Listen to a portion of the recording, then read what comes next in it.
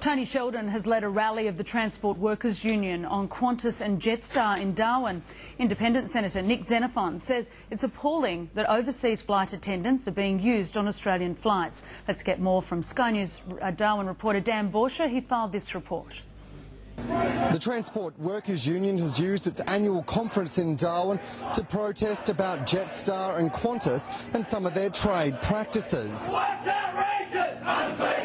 The aviation industry needs to be saved. It needs to be saved from the sorts of likes of what Qantas is doing about outsourcing jobs overseas, seeing thousands of jobs, maintenance jobs, being put into second-rate maintenance facilities in other parts of the world. Mr Sheldon took aim over the Jetstar deal, which sees Thai flight attendants working in Australia for what he says is equivalent of a month's pay for them to a one day's pay for an Australian flight attendant. He also said it's disgraceful the way that the Emirates deal means that people who are pregnant, suffering from HIV or want to join a union aren't allowed to and could lose their jobs as a result. And he's been backed by an influential federal senator.